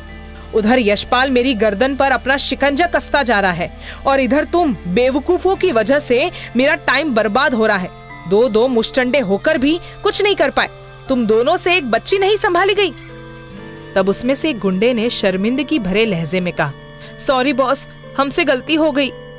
रघु ने उसकी बात पर चिल्लाते हुए कहा, तुम्हारे इस सॉरी से मेरा नुकसान पूरा नहीं हो जाने वाला। मुझे और भी कई काम है। मैं यहाँ कोलकाता में बैठा नहीं रह सकता। बस एक बार वो लड़की मुझे मिल जाए, फिर मैं उसे ऐसा सबक सिखाऊंगा कि वो रघु का टाइम खोटा करने की सजा अच्छे से भुगतेगी। अभी रघु ये सब कह ही रहा था कि तभी दूसरे गुंडे ने कहा, लेकिन बॉस, हमने इतनी बड़ी गलती करके भी एक काम सही कर लिया है। रघु ने उसकी तरफ सवाल भरी नजरों से देखा तो उसने रघु के सामने एक पर्ची रखते हुए कहा, ये उस सामान का बिल है जो उस औरत ने पास ही के सुपरमार्केट से लिया था और इस बिल में उसका नंबर लिखा हुआ है। हम उसे यहाँ से ट्रेस कर सकते हैं। ये सब सुनते ही रघु ने झपट से वो पर्ची उठाई और सरसरी नजर से देखा। ये हुई ना बात। अब तुम लोगों ने ये साबित कर दिया है कि तुम लोग सिर्फ हाथ पैर ही चलाना नहीं जानते, बल्कि तुम्हारा दिमाग भी चलता है। शाबाश। उसके बाद रघु ने एकदम से उस पर्ची को चूमते हुए कहा, कौशिकी मजुमदार, अब देखता हूँ तुम मुझसे कितनी दूर भागती हो। कहकर उसने पर्ची पर लिखा नंबर अपने मोबाइल पर नोट कर दिया। रोजमर्रा के कामों से निकलकर कौशिकी जब वापस कमरे में लौटी तो उसने देखा कि मलय टीवी देख रहा था, लेकिन जैसे ही उसकी नजर कौशिकी पर पड़ी वैसे ही उसने एकदम से उठकर बैठते हुए टीवी बंद कर दिया और फिर उसकी तरफ मुड़ते हुए कहा, मुझे तुमसे सिर्फ इतना जानना है कि तुम शोभना को कैसे जानती हो और तुमने ये क्यों कहा कि मैंने शोभना को ढूंढने की कोशिश नहीं की। कौशिकी उसकी आंखों में छलक रही बेचैनी साफ तौर पर महसूस कर पा रही थी। वैसे भी किसी अपने के छोड़ जाने का दुख क्या होता है, ये कौशिकी को भी अच्छे से एहसास था। उसकी एक गलती की वजह से उसके माँ बाबा उसे हमेशा हमेशा के लिए दूर चले गए, इसीलिए उसे मलय का दुख साफ तौर पर महसूस हो रहा था। उसने ठहरे हुए लहजे में कहा, मुझे माँ ने शोभना और आपके बारे में सब बताया, लेकिन मैं ये सुनकर हैरान हूँ कि शोभना ने आपको दुबई में जॉब मिलने की वजह से छोड़ दिया, जबकि हॉस्टल में रहने वाले सारे लोग ये अच्छी तरह से जानते थे कि शोभना उस दौरान जॉब को लेकर काफी टेंशन में हो रही थी। यहाँ तक कि उसके गायब होने से एक दिन पहले तक वो अपनी रूम पार्टनर से टेरेस पर खड़ी होकर ये बातें कह रही थी कि अगर अगले हफ्ते तक उसे जॉब नहीं मिली तो वो वार्डन उसे हॉस्टल से निकाल देगी। तो अब आप ही मुझे बताइए, अगर कोई लड़की अपनी जॉब ना मिलने की वजह से इतनी परेशान होगी और उसे दुबई में कोई अच्छी जॉब मिल जाएगी, तो क्या वो अपने रूम पर पार्टनर या दूसरे फ्रेंड्स के साथ इतनी बड़ी खुशी शेयर नहीं करेगी? मलय पूरे ध्यान से कौशिकी की बातें सुन रहा था और कौशिकी लगातार कह जा रही थी। उसके बाद भी अगर हम ये मान ले कि वो वाकई दुबई चली गई हो, तो उसने इतने लोगों में से किसी एक से भी कभी कांटेक्ट करने की कोशिश क्यों नहीं की? कोई फोन, कोई मैसेज, कोई मेल नहीं। रातों रात शोभना ऐसे गायब हो गई जैसे कि वो हमारी दुनिया में कभी थी ही नहीं। हॉस्टल में कुछ दिनों तक इस बात की चर्चा रही थी, लेकिन एक अनाथ लड़की के लिए कोई भी कितना ही परेशान हो जाता। घर वाले रहते तो उसकी खोजबीन हो सकती थी, और वैसे भी वो जाते हुए अपने साथ अपने कपड़ों की बस एक ट्रॉली ले गई थी। बाकी का सामान उसने अपनी रूम पार्टनर के पास ही छोड़ दिया था। हॉस्टल के बिल वगैरह अगले दिन ही ऑनलाइन क्लियर कर दिए गए थे, इसलिए हॉस्टल वालों ने भी उसके ऐसे गायब हो जाने को नोटिस नहीं किया। लेकिन हम जितनी भी लड़कियां उसके साथ थी, उन्हें हमेशा ये बात खटकती रही कि शोभना ऐसे अचानक से किसी को कुछ बताए बगैर कहाँ चली गई। कौशिकी ने एक सांस में ये सब कहकर अपनी बात पूरी की और मलय की तरफ एक नजर डाली। वो गहरी सोच में डूबा हुआ था। तभी कौशिकी ने उसे कुछ तेज आवाज से कहा, मिस्टर बोस, आप सुन रहे हैं मैं क्या कह रही हूँ? तब जैसे मलय ख्यालों की दुनिया से बाहर लौटा और उसने कहीं शून्य में निहारते हुए जवाब दिया, 3 साल बीत गए इस बात को, और मुझे एक बार भी इस बात का ख्याल नहीं आया कि मुझे इतना प्यार करने वाली शोभना मुझे छोड़कर क्यों जाएगी। कहते हुए मलय के चेहरे पर बेचैनी और पछतावा था। उर्मी जी कमरे में आई तो उन्होंने देखा कि बोस बाबू किसी से फोन पर बात कर रहे थे। उन्होंने बात करते हुए अचानक से कहा, अच्छा मैं आपसे थोड़ी देर बाद बात करता हूँ। कहकर उन्होंने कॉल रखी और वॉशरूम चले गए। उर्मी जी उनके जाते ही जब टेबल के पास आई तो ये देखकर उनकी आंखें चमक गई कि बोस बाबू के मोबाइल की स्क्रीन ऑन रह गई। अगले ही पल उन्होंने बिना कोई वक्त गवाए मोबाइल के नोट सेक्शन में जाकर कुछ ढूंढने लगी, लेकिन उनके चेहरे पर छाई हुई बेचैनी देखकर ये लग रहा था कि वो कोई चीज ढूंढना चाह रही हो जो मिली नहीं है। तभी बाथरूम से फ्लश की आवाज आई तो वो कुछ हड़बड़ा सी गई, लेकिन तभी उनकी नजरें एक बार फिर चमक उठी और उन्होंने फौरन दूसरे हाथ में पकड़े अपने मोबाइल में बोस बाबू के मोबाइल से देखकर जल्दी जल्दी कुछ नोट करने लगी। उर्मी जी के कान बाथरूम की तरफ आने वाली आहट पर लगे थे, जबकि उनकी नजरें लगातार बोस बाबू के मोबाइल पर टिकी थी और उंगलियां तेजी से उनके अपने मोबाइल पर कुछ लिखने में बिजी थे। अभी उन्होंने आखिरी वर्ड लिखकर मोबाइल वापस टेबल पर रखा, ज्यों का त्यों रख दिया कि एकदम से बोस बाबू बाथरूम का दरवाजा खोलकर बाहर आ गए। उर्मी जी की सांसें जैसे रुक सी गई। उन्हें ऐसा महसूस हुआ जैसे कि बोस बाबू ने उन्हें अपना मोबाइल वापस रखते हुए देख लिया है। वो दम साधे वहीं पर खड़ी थी। तभी बोस बाबू धीरे धीरे चलते हुए उनके पास आए और एकदम से कहा, ऐसा क्यों लग रहा है जैसे कि तुमने कोई चोरी की है? ये सुनकर उर्मी जी हड़बड़ा गई। उन्होंने जल्दी से कुछ हकलाते हुए कहा, वो मैं भला कौन सी चोरी करूंगी? मैं तो बस आपको चाय का पूछने के लिए आई थी, लेकिन आप बाथरूम में थे तो इसलिए मैं यहीं खड़ी व्हाट्सएप चेक कर रही थी। बोस बाबू अपने क्लाइंट से बात करने की जल्दी में थे, इसलिए उन्होंने उर्मी जी की बातों को नजरअंदाज करते हुए कहा, ठीक है मैं समझ गया, अब जाओ, मुझे एक जरूरी मीटिंग करनी है और मेरे लिए एक कप कॉफी भिजवा देना। कहकर बोस बाबू ने जैसी अपनी तरफ से बातें खत्म कर दी और अपना फोन उठा लिया। उर्मी जी अच्छा कहकर धड़कते दिल के साथ वहां से निकल गई। कमरे से बाहर निकलते ही उन्होंने एक सुकून की गहरी सांस ली और जल्दी से वापस नोट सेक्शन में अभी अभी नोट की हुई इंफॉर्मेशन चेक करने लगी। उन्होंने मन ही मन खुद से कहा, शायद अब पिछले 3 साल वाले राज खुलने को है, लेकिन मैं इस बारे में किससे कहूंगी? मुझे तो इंटरनेट और लैपटॉप वगैरह की इतनी जानकारी भी नहीं है। अगर गलती से भी मैंने कोई सुराग छोड़ दिया और इसके बारे में बोस बाबू को पता चल गया तो वो तो मेरी जान लेने में कोई हिचकिचाएंगे नहीं। ये सोचते हुए उर्मी जी बोस बाबू के लिए कॉफी बनाने के लिए किचन की तरफ बढ़ गई। इधर कौशिकी के मुंह से शोभना के बारे में सारी बातें सुनकर मलय सोच में पड़ गया था। फिर उसने एकाएक कौशिकी से पूछा, तो तुम्हें क्या लगता है, मुझे शोभना को ढूंढने की कोशिश करनी चाहिए? कौशिकी की आंखों में एक दर्द का साया सा आकर गुजर गया। उसने धीरे से कहा, हालांकि अब तो बहुत देर हो चुकी है, लेकिन फिर भी मुझे लगता है कि एक बार आपको उनके बारे में जानने की कोशिश जरूर करनी चाहिए। क्या पता वो वाकई किसी परेशानी में हो। फिर उसने धीरे से खुद से कहा, आखिर मुझे भी तो इस दलदल से निकलने में इतने दिन लग गए। मलय ने उसकी बात सुनकर हाँ में सिर हिलाते हुए कहा, शायद तुम ठीक कह रही हो, मुझे एक नए सिरे से शोभना के बारे में पता करना चाहिए। हमें शुरुआत गर्ल्स हॉस्टल से करनी चाहिए। कौशिकी ने जवाब दिया, हाँ, हमारे पास शोभना की कोई भी इंफॉर्मेशन बस वहीं से आ जा सकती है। मलय ने कुछ सोचते हुए उस हॉस्टल का नंबर ढूंढने के लिए इंटरनेट पर सर्च करना शुरू कर दिया। उधर रघु ने वो नंबर अपने एक बंदे को ट्रेस करने के लिए लगा दिया था। अभी वो होटल के कमरे में बैठा चाय पीते हुए आगे की स्ट्रेटजी के बारे में सोच ही रहा था कि तभी उसका फोन बज उठा। दूसरी तरफ यशपाल था। उसने रघु की कॉल रिसीव करते हुए कहा, तू तो कोलकाता जाकर मुझे भूल ही गया भाई। ऐसा लग रहा है जैसे तू मुझे पहचानता ही नहीं, इसलिए मैंने सोचा कि मैं ही याद दिला दूं। सारे पैसों के अलावा मैंने तुझे 50,000 एक्स्ट्रा दिए हैं ताकि तू कोलकाता में रहकर मेरा काम करवा सके, लेकिन तू तो भाई अपडेट देना भी जरूरी नहीं समझता है।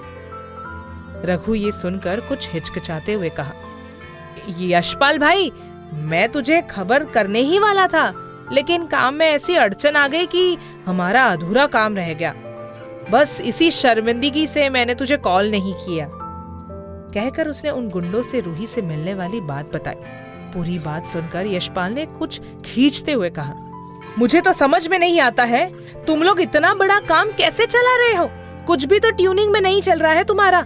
और तुम्हें पता है ना कि ये किसका काम है? यशपाल का। मैंने अगर एक इशारा भी कर दिया ना तो तुम और तुम्हारे आदमी सब सब सब बुरी तरह से फंसोगे। यशपाल की धमकी सुनकर रघु ने जल्दी से कहा, कैसी बातें कर रहे हो यशपाल भाई, तुझे इतनी फिक्र करने की जरूरत नहीं है। ये तो तुझे भी पता है भाई कि एक बार अगर कोई काम रुक गया तो रघु उसे पूरी ईमानदारी से कंप्लीट करके छोड़ता है। अब इन सब कामों में इतना रिस्क होता है तो देर सवेर हो जाती है। उस पर तेरी ये कंडीशन कि पुलिस की मदद नहीं लेनी। तब यशपाल ने कहा, तुम्हारे रिस्क के चक्कर में मुझे यहाँ गांव वालों के कैसे कैसे सवाल झेलने पड़ रहे हैं तुम्हें पता भी है? अरे पूरे गांव वाले न जाने मुझे कैसे कैसे नाम से पुकार रहे हैं। लोग दबी जबान में पीठ पीछे कहते फिरते रहते हैं कि कैसा मर्द हूँ मैं जिससे अपनी जनानी न संभाली गई, छोड़कर भाग गई। भाई बहुत बेइज्जती सहली मैंने, इसलिए 3 दिन, सिर्फ 3 दिन का और वक्त दे रहा हूँ तुम्हें। इस 3 दिन के अंदर मेरी बेटी और वो लौंडिया अगर मेरे हाथ में नहीं आई तो फिर मैं नहीं रुकने वाला। भाई मुझे मेरे पैसे पूरे के पूरे वापस चाहिए। कहकर यशपाल ने फोन कॉल डिस्कनेक्ट कर दिया। जबकि इधर रघु यशपाल की धमकी सुनकर कुछ बेचैन सा हो गया था। कमरे में चहल कदम करते हुए सिगरेट के कश लेता हुआ रघु तेजी से अपने दिमाग के घोड़े दौड़ा रहा था। तभी अचानक उसका फोन बज उठा। स्क्रीन पर उसी बंदे का नंबर फ्लैश हो रहा था जिसे उसने रोशनी का फोन नंबर ट्रेस करने के लिए सौंपा था। रघु ने बिना एक पल गवाए झट से कॉल रिसीव किया और पूछा, हाँ हेलो, क्या खबर है? तब दूसरी तरफ से उसके बंदे ने जवाब दिया, खबर तो अच्छी है गुरु, फोन नंबर के साथ रजिस्टर्ड एड्रेस मिल गया है। हालांकि इसके चक्कर में काफी पापड़ बेलने पड़े, लेकिन फिर भी आपका काम था बोल के भाई मैंने इसे ट्रेस करने में अपनी जान लगा दी। रघु ने उसे अपना ही राग अलापते हुए सुना तो चिढ़कर बोला, सुन, तेरी तारीफ करने का मुहूर्त किसी और दिन निकाल लेता हूँ। अभी तू बस मुझे ये बता कि वो एड्रेस कहाँ का है। रघु की झिड़की सुनकर उस बंदे ने जल्दी से जवाब दिया, मैं आपको अभी के अभी वो एड्रेस मैसेज करता हूँ गुरु। कहकर रघु के बंदे ने कॉल कट कर दिया। कुछ ही देर बाद नोटिफिकेशन की आवाज आई तो रघु ने झट से व्हाट्सएप खोलकर देखा। वहां पर जो एड्रेस लिखा था वो रघु के होश उड़ाने के लिए काफी थे। एड्रेस को यूं ही घूरते रहने के बाद रघु के होठों पर एक शैतानी स्माइल आ चुकी थी। उसने राक्षसी ठहाका लगाते हुए कहा, इसे कहते हैं गोद में बच्चा शहर में ढिंडोरा। लेकिन आखिर बच्ची वहां तक पहुंची कैसे? और अगर ये औरत उस बच्ची को लेकर घूम रही है तो उसे ये भी पता होगा कि कौशिकी मजुमदार कहाँ छुपी बैठी है। रघु ये सोचते हुए काफी खुश हो रहा था कि उसके बंदे ने जो एड्रेस उसे भेजा है वहां तक पहुंचना उसके लिए काफी आसान है। रघु उस एड्रेस को पाकर इतना खुश था कि उसने फौरन ही यशपाल को कॉल लगाकर कह दिया, भाई यशपाल, अब तो तू जश्न की तैयारी शुरू कर। इस बार ऐसा क्लू हाथ लगा है कि समझ तेरा तो काम हो ही गया। दूसरी तरफ से यशपाल ये सुनकर खुश होते हुए बोला, ये तूने बहुत अच्छी खबर सुनाई रघु, वरना जिस हिसाब से लौंडिया मिलने का नाम ही नहीं ले रही थी उस हिसाब से तो मुझे लग रहा था कि लौंडिया और मेरे पैसे दोनों गए। तो बता, डिलीवरी लेने कब आऊं? कहते हुए यशपाल के लहजे में गजब का छिचोरापन था। रघु ने जवाब में कहा, मुझे बस 1-2 दिन और दे भाई, मैं तुझे बताता हूँ। कहकर रघु ने फोन रख दिया और फिर मन ही मन प्लानिंग करने लगा कि उसे ये सब कुछ कैसे अंजाम देना है। अगले दिन मलय ऑफिस निकलने की तैयारी में ही था कि तभी रोशनी का कॉल आया।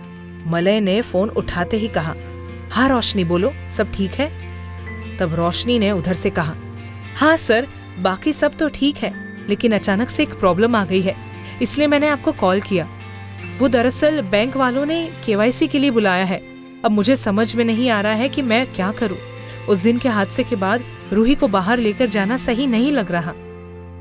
तब मलय ने कुछ सोचते हुए जवाब दिया, ठीक है, फिर मैं एक काम करता हूँ, मैं ऑफिस के लिए निकलते हुए कौशिकी को तुम्हारे घर पर छोड़ दूंगा। तुम तब तक काम निपटा कर आ जाना। इतनी देर कौशिकी रूही को संभाल लेगी। मैं कोशिश करूंगा कि लंच ब्रेक में आकर कौशिकी को वापस घर छोड़ दूं। ये सुनकर रोशनी ने कुछ इत्मीनान होते हुए कहा, हाँ ये ठीक रहेगा सर। कहकर उसने कॉल डिस्कनेक्ट कर दिया। तभी कौशिकी कमरे में आई तो मलय ने उसे देखते ही रोशनी की कॉल के बारे में बताया। कौशिकी ने कुछ खुश होते हुए कहा, हाँ ये ठीक रहेगा, इतने दिनों से मैं रूही के साथ ठीक से वक्त भी नहीं बिता पाई। फौरन ही तैयार होने चली गई। पिछले 2 दिनों से बोस बाबू के मोबाइल से निकली गई उस इंफॉर्मेशन को लेकर कुछ टेंशन में थी। बोस बाबू के साथ मंदिर से लौटते हुए उन्होंने माँ दुर्गा के सामने हाथ जोड़ते हुए मन ही मन कहा, हे माँ, मैंने 3 साल तक इस दिन का इंतजार किया था और अब जब वो इंफॉर्मेशन मेरे पास आ चुकी है फिर भी मैं उसका इस्तेमाल नहीं कर पा रही हूँ। कोई तो ऐसा जुगाड़ लगाओ ना कि मैं इसका इस्तेमाल कर पाऊं। 3 साल से मैं इस मौके की तलाश में थी और जब वो मौका मिला भी है तो मंजिल के इतने करीब लाकर निराशा मैं नहीं देख सकती। कोई तो रास्ता होगा कि मैं दुनिया के सामने इस सच को जाहिर कर सकूं। तुम ही कोई रास्ता दिखाओ माँ। अभी उर्मी जी कह ही रही थी कि तभी बोस बाबू ने उन्हें टोकते हुए कहा, सारी मन्नतें आज ही मांग लोगी, ऑफिस के लिए देर हो रही है। कहकर वो तेजी से मंदिर की सीढ़ियां उतरने लगी। उर्मी जी ने एक बार फिर देवी माँ के सामने हाथ जोड़ा और जल्दी से जल्दी बोस बाबू के पीछे चली गई। दोनों कार में आकर बैठ ही गए थे कि तभी बोस बाबू का फोन बज उठा। उन्होंने तिरछी नजर से उर्मी जी की तरफ देखते हुए कॉल डिस्कनेक्ट कर दिया, लेकिन एक के बाद एक लगातार आती हुई कॉल ने बोस बाबू को इस बात के लिए मजबूर कर दिया, उठाना पड़ा। इसलिए उन्होंने फोन उठाते ही कहा, तुम लोग मेरे ऑफिस आने का इंतजार नहीं कर सकते।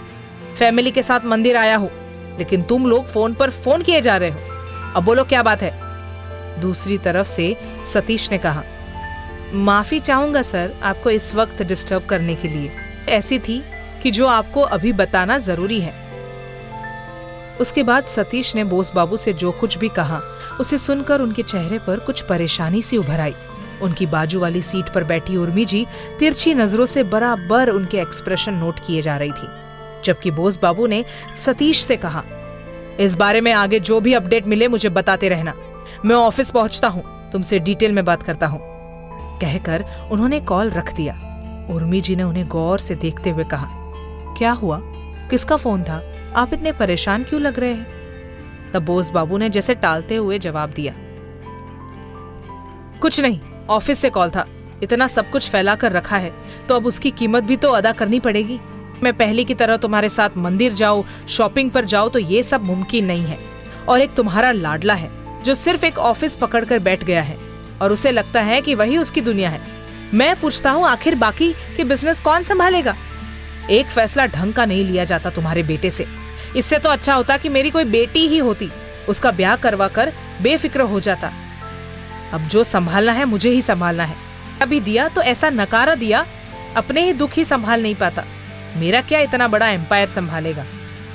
तरह से जानती थी कि अभी बोस बाबू के सामने बेटे के फेवर में कुछ भी कहना आग में घी डालने जैसा होगा, इसलिए उन्होंने खामोश ही रहना बेहतर समझा। उर्मी जी ने एक गहरी सांस ली और आंखें मूंद कर सीट की बैक पे पीठ टिका दी। मन खुद को कहने लगी, अच्छा हुआ जो भगवान ने आपको बेटी नहीं दी।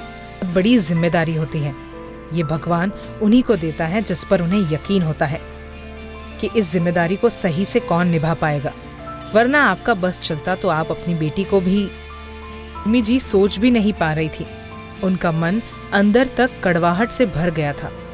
उधर मलय कौशिकी को लेकर रोशनी के घर आ पहुंचा था। आज इतने दिनों बाद रूही कौशिकी को देखकर हिचकिचाहट हो गई, लेकिन कुछ ही देर में उसकी आंखों में पहचान का साया उतर आया था। निकलते हुए दोनों को चाय सर्व किया और फिर कौशिकी से बोली, मुझे ज्यादा वक्त नहीं लगेगा, मैं कोशिश करूंगी कि जितनी जल्दी हो सके वापस आ सकूं। खाने पीने की चीजें तैयार करके रख दी है, अब बस भूख लगने पर इसे खिला दीजिएगा मैम। मलय ने रोशनी को इतने सारे इंस्ट्रक्शंस देते हुए सुना तो हंसकर बोला, ऐसा लग रहा है जैसे अब तुम ही रूही की माँ हो। ये सुनकर तीनों ही हंसने लगे, लेकिन कौशिकी की हंसी में एक दर्द सा छुपा था। रोशनी चली गई तो मलय ने भी चाय खत्म करते हुए कहा, अब मैं भी निकलता हूँ, मत जाना, मैं लंच ब्रेक में आकर तुम्हें साथ ले जाऊंगा। कौशिकी ने रूही के साथ खेलते हुए हाँ में सिर हिलाया। जाते पलट कर एक बार रूही को देखा और फिर एकदम से उसे गोद में लेकर प्यार करते हुए कहा, ये बच्ची वाकई में बहुत प्यारी है। तभी उसे कुछ स्मेल सी आई तो उसने हंसते हुए कौशिकी से कहा, लगता है इसने अपना प्यार आपसे कुछ ज्यादा ही दिखा दिया है। जरा डायपर चेक करना इसका। टिकी को भी हंसी सी आ गई। उसने रूही को वापस गोद में लिया तो महसूस किया कि वाकई रूही ने अपना डायपर गंदा कर लिया है। तब उसने मलय से कहा, क्या आप कुछ देर और रुक सकते हैं? मैं क्लीन करके आती हूँ, आप तभी जाइएगा। मलय ओके कहकर वहीं पर रखी एक मैगजीन लेकर बैठ गया। तभी कौशिकी बाथरूम में पहुंची थी कि तभी डोरबेल बज उठी। कर दरवाजा खोला तो सामने खड़े शख्स को देखकर चौंक सा गया। उसके मुंह से बरबस निकला, अरे आप यहाँ? क्लीन करके लाती हुई कौशिकी ने जब मेन डोर के तिरछी तरफ से दरवाजे पर खड़े शख्स को देखा तो उसे ऐसा लगा जैसे उसके पैरों से किसी ने जमीन खींच ली हो। कहानी का अगला भाग सुनने के लिए मेरे चैनल को सब्सक्राइब कर बेल को प्रेस करें। कहानी अच्छी लगी हो तो लाइक कर हमें कमेंट करना नहीं भूलें। धन्यवाद।